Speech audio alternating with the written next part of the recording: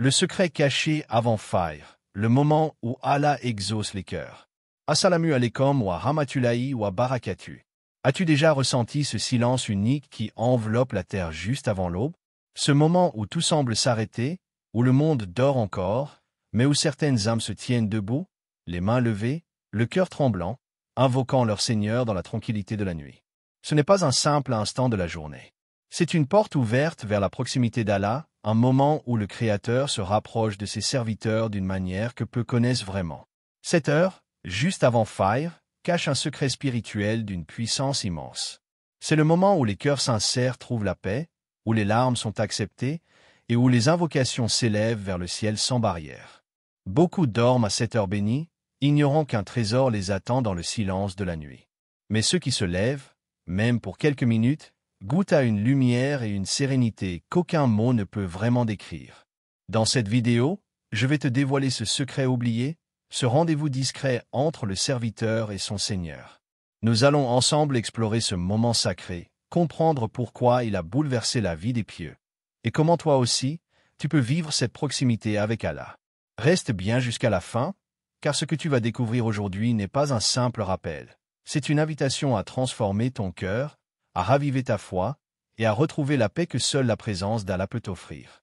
Contexte spirituel de la nuit et de Fajr.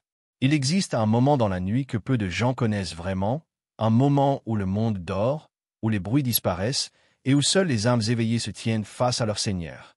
Ce moment, c'est le dernier tiers de la nuit, un temps béni, choisi par Allah pour offrir à ses serviteurs la plus belle des proximités.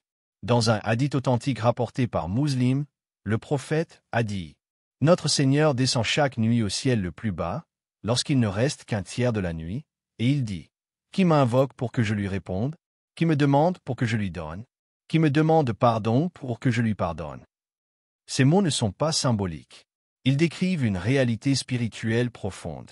À ce moment précis, Allah tend sa miséricorde vers ceux qui se lèvent, qu'il appelle dans le secret, dans l'humilité, loin des regards. C'est une rencontre intime entre le Créateur et sa créature, un dialogue silencieux où le cœur s'ouvre et où les larmes deviennent un langage d'amour et de repentir. Ce moment, juste avant l'aube, n'est pas choisi au hasard. Il marque la transition entre les ténèbres et la lumière, à la fois dans le monde et dans le cœur du croyant.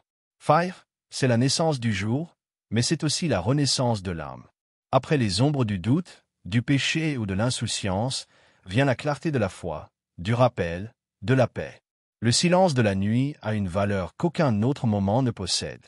Quand tout dort, l'âme éveillée trouve un espace pur pour se confier à Allah. Aucun bruit, aucune distraction, aucun regard humain. Seulement toi, ton cœur et ton Seigneur.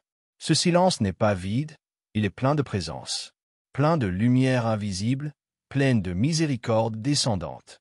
C'est là que les invocations deviennent sincères, que les mots se transforment en pleurs, que les cœurs lourds trouvent enfin un apaisement. Ceux qui goûtent à cette heure bénie savent que le Fajr n'est pas seulement une prière, mais une expérience spirituelle. C'est une école d'amour et de discipline, un rendez-vous avec la lumière d'Allah. Les pieux prédécesseurs disaient « Les moments avant Fajr sont les plus doux de la vie du croyant », car ils savaient que dans ces instants, Allah regarde les cœurs avec miséricorde, écoute les voix tremblantes et accueille les repentirs sincères. Le dernier tiers de la nuit est donc un appel du ciel, une invitation divine adressée à chaque âme. C'est comme si Allah te disait « Mon serviteur, pendant que le monde dort, je t'attends. Parle-moi, demande-moi, pleure devant moi, et je te répondrai. » Chaque nuit, cette opportunité revient. Et chaque fois, certains la saisissent, tandis que d'autres la laissent passer. Pourtant, dans ce moment silencieux avant Fajr, se cache une puissance immense, celle de retrouver ton Créateur, de purifier ton cœur et de sentir la lumière d'Allah pénétrer ton âme. C'est là que commence le vrai réveil. Pas seulement celui du corps, mais celui du cœur. Le secret caché avant Fajr. Le secret caché avant Fajr, c'est un secret que peu de gens connaissent vraiment, mais que les cœurs éveillés ressentent profondément. C'est le moment où Allah est le plus proche de son serviteur, où le voile entre le ciel et la terre semble s'amincir, et où chaque mot prononcé avec sincérité atteint le trône du Tout-Puissant. À cette heure, les anges témoignent des larmes versées, des invocations chuchotées et des prosternations qui n'appartiennent qu'à Allah. Le prophète et les pieux prédécesseurs avaient compris la valeur inestimable de cette heure. Ils se levaient avant Fajr pour prier la Tahajjud, cette prière volontaire accomplie dans le secret de la nuit. Ce n'était pas une obligation, mais un besoin, une rencontre, une habitude du cœur amoureux de son Seigneur. Car c'est dans ces instants que le croyant ressent la douceur de la proximité divine, celle qui efface la tristesse, apaise l'âme et ranime la foi. Le secret de ce moment, c'est que toute invocation sincère y trouve un écho. Allah dit « Invoquez-moi, je vous répondrai ». Sourate Ghafir, verset 60, et dans le dernier tiers de la nuit, cette promesse devient réalité. Ce n'est pas un moment comme les autres. C'est l'heure des repentirs acceptés, des fautes effacées, des cœurs réparés. C'est un moment où tu peux tout dire à ton Seigneur, tes peurs, tes regrets, tes rêves, tes douleurs, et où tu sens, dans le silence, qu'il t'écoute réellement.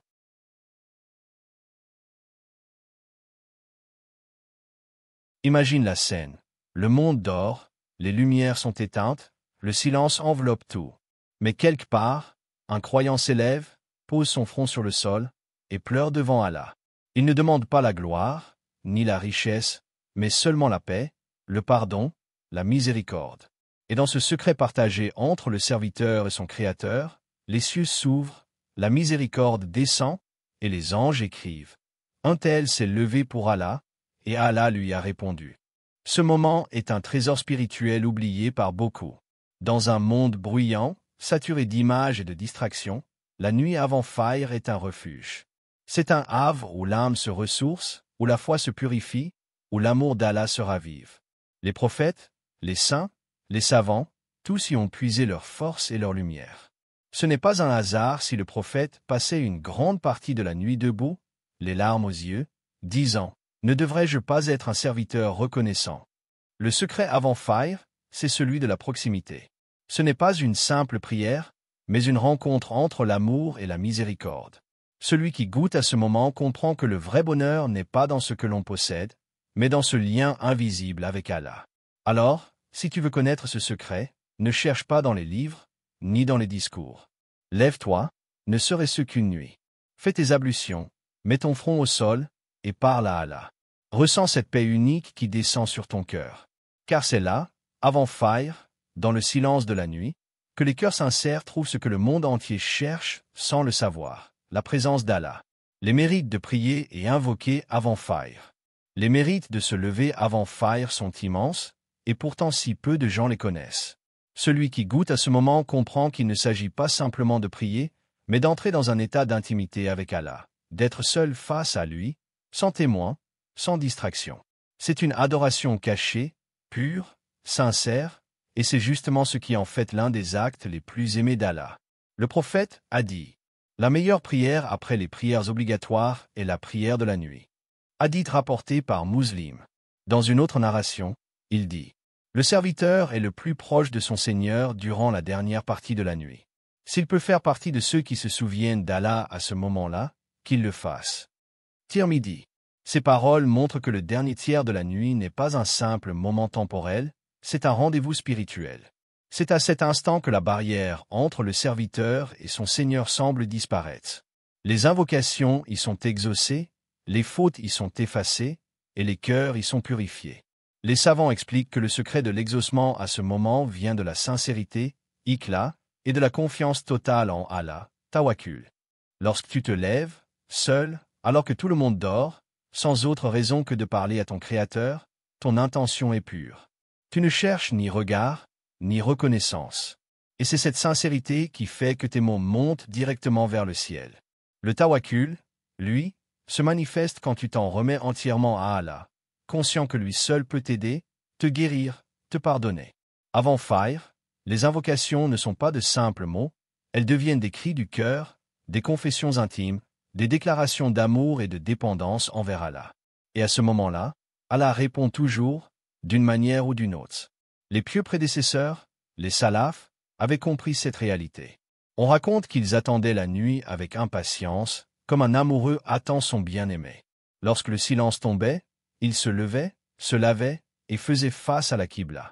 Leurs larmes coulaient sur leurs joues, leur cœur vibrait et leurs lèvres murmuraient « Ya Allah, accepte-moi, pardonne-moi, ne m'oublie pas. » Certains disaient, nous trouvions plus de plaisir dans la prière de la nuit que dans les plaisirs de ce monde. D'autres passaient la nuit entière en prière, puis pleuraient à l'aube en disant, comme la nuit est courte pour celui qui aime Allah. Pourquoi? Parce que cette heure leur apportait une paix qu'aucune richesse ni aucun confort ne pouvait leur donner. Ils savaient que dans le monde, tout passe, mais que ce lien avec Allah reste éternel. Se lever avant Fajr est donc un signe d'amour réciproque. Ce n'est pas seulement toi qui choisis de te lever, c'est Allah qui t'appelle. Le prophète a dit, quand Allah aime un serviteur, il l'appelle Jibril et dit, j'aime un tel, aime-le. Et comment Allah montre-t-il son amour? En t'invitant à venir à lui, quand les autres dorment. Car ce privilège, ce courage de se lever dans la nuit, est un don d'Allah, une marque de sa faveur. Celui qui prie avant Fajr ressent peu à peu une transformation intérieure. Son cœur devient plus doux, son âme plus paisible, sa foi plus solide. Les soucis du monde paraissent plus légers, les épreuves plus supportables, car il a goûté à la proximité d'Allah. Il sait désormais que quoi qu'il arrive, Allah est là, à ses côtés, l'écoutant et le guidant. La prière de la nuit purifie le cœur, lave les traces du péché et redonne à l'âme sa lumière. C'est pourquoi Allah a dit à son prophète, « Et de la nuit, consacre une partie pour des prières surérogatoires, afin que ton Seigneur te ressuscite à une position de gloire. » Sourate Al-Isra, verset 79. Le croyant qui goûte à cette prière découvre une dimension nouvelle de la foi. Il comprend que le véritable bonheur ne se trouve pas dans le confort ou la distraction, mais dans la prosternation silencieuse, dans le dialogue avec celui qui ne dort jamais. Alors, si Allah t'accorde la force de te lever avant Fajr, sache que tu fais partie des choisis. Ne vois pas cela comme une contrainte, mais comme un honneur. Car c'est à ce moment que le Créateur de l'univers t'attend, t'écoute et te dit, « Mon serviteur, que veux-tu que je t'accorde? » Comment vivre cette heure bénie? Vivre l'heure bénie avant Fajr, c'est avant tout apprendre à se reconnecter à Allah avec douceur et sincérité. Ce moment sacré n'est pas réservé à une élite ou aux grands pieux. Il est offert à tous ceux qui désirent s'approcher de leur Créateur. Mais pour en goûter toute la lumière, il faut s'y préparer, intérieurement et extérieurement.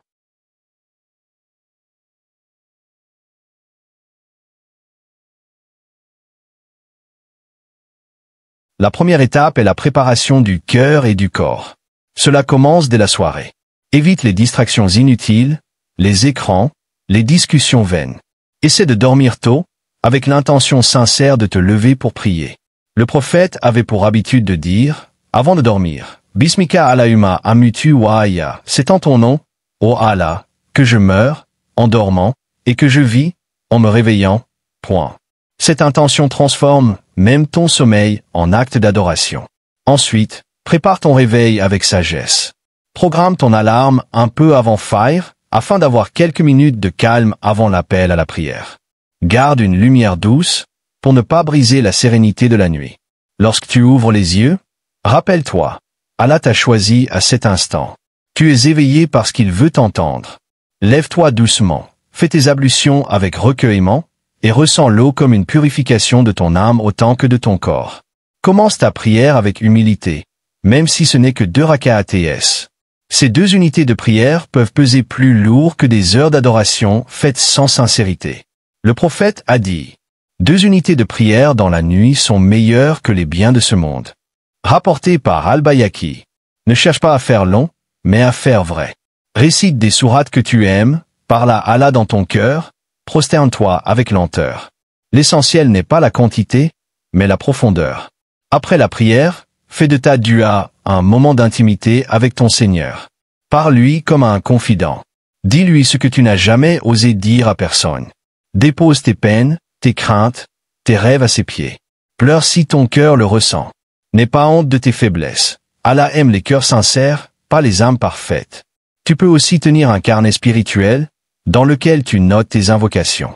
Écris les choses que tu demandes à Allah, les personnes pour qui tu veux prier, ta famille, tes amis, la Oumma, les opprimés, les malades. Puis, au fil du temps, relis ce carnet. Tu verras comment Allah répond, parfois d'une manière subtile, parfois de façon éclatante. Cela renforcera ta foi et ta gratitude. Souviens-toi, la constance vaut mieux que l'intensité éphémère. Ne cherche pas à te lever chaque nuit pendant des heures, mais commence par 2 raka'ats, un court moment de dhikr, quelques invocations sincères. Même 5 minutes peuvent illuminer ton cœur pour toute la journée. Le prophète a dit, « L'œuvre la plus aimée d'Allah est celle qui est régulière, même si elle est petite. » Bukhari et Muslim. Et si un jour tu n'arrives pas à te lever, ne te décourage pas. Recommence le lendemain, avec douceur et espoir. Ce qui compte, ce n'est pas la perfection, mais la persévérance. Petit à petit, ton cœur s'habituera à ce rendez-vous nocturne. Tu commenceras à ressentir une paix nouvelle, une lumière intérieure, un lien plus fort avec ton Seigneur. Le monde semblera plus léger, car tu sauras que tu as confié tes soucis à celui qui détient toutes les solutions. Avant Fajr, le croyant se retrouve seul, mais jamais isolé. Il se tient debout dans le silence du monde, mais il est écouté par le roi des cieux et de la terre.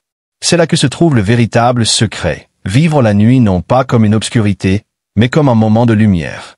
Témoignage, méditation émotionnelle. Une nuit, je me suis levé avant Fajr. Je ne sais pas ce qui m'a poussé à le faire, mais mon cœur ressentait un appel, comme une douce invitation venue d'ailleurs. Il faisait encore sombre. Le monde dormait profondément. Aucun bruit, aucun mouvement, seulement le souffle léger du vent et le battement calme de mon cœur. J'ai allumé une petite lumière, puis je me suis dirigé vers le lieu de prière. Et là, dans ce silence absolu, j'ai ressenti quelque chose que je n'avais jamais ressenti auparavant, la présence d'Allah. Je me suis prosterné, les mains posées sur le sol froid, et soudain, mes yeux se sont remplis de larmes. Pas de peur, pas de tristesse, mais de cette émotion profonde qui naît quand tu réalises à quel point Allah t'a toujours accompagné, même quand tu l'oubliais. J'ai compris, à cet instant, que la véritable proximité d'Allah ne se trouve pas dans les mots, ni dans les apparences, mais dans ces moments où ton âme se met à nu devant lui. Ferme les yeux un instant et imagine cette scène. Le monde est endormi. Le ciel est encore noir, mais tu sens qu'une lumière invisible t'entoure. Tu t'assois sur ton tapis, tu inspires profondément. Tu sens la paix de la nuit, cette paix que rien ne peut troubler. Tu dis doucement, « Ya Allah », et déjà ton cœur s'apaise. Tu parles, tu pleures, tu souris parfois, parce que tu sais qu'il t'écoute. Pas un mot, pas une larme ne lui échappe. C'est là que le secret se révèle. Allah n'est pas lointain. Il est plus proche de toi que ton souffle. Dans le calme de la nuit, tu ressens son regard bienveillant, sa miséricorde immense, son amour infini. Tu comprends que ce moment n'est pas un devoir, mais un cadeau. Une rencontre entre le Créateur et sa créature. Il y a une douceur particulière dans les larmes de la nuit. Elles ne brûlent pas, elles purifient. Elles lavent les fautes, apaisent les blessures, et laissent dans le cœur une lumière que le jour ne peut pas offrir. Ceux qui ont goûté à ces instants le savent. Quand tu pleures avant Fajr, tu ne pleures pas de faiblesse, tu pleures de proximité. Et quand l'appel à la prière retentit enfin, c'est comme si le monde tout entier s'éveillait à la miséricorde d'Allah. Le cœur est léger, la foi renouvelée. Tu te dis, oui, Allah m'a écouté. Peut-être que tu n'as pas eu de réponse immédiate, mais tu sais qu'il t'a entendu. Et cela suffit pour apaiser toute inquiétude.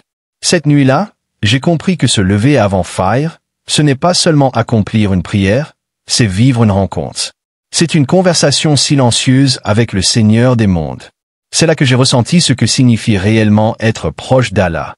Une paix sans limite, un amour sans condition, une certitude profonde que jamais, je ne suis seul.